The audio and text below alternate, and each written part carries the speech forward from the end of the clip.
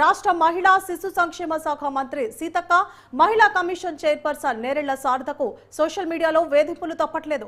ఇద్దరిని టార్గెట్ చేస్తూ సోషల్ మీడియాలో అసభ్య దూషణలు చేస్తున్నారు కేటుగాళ్లు.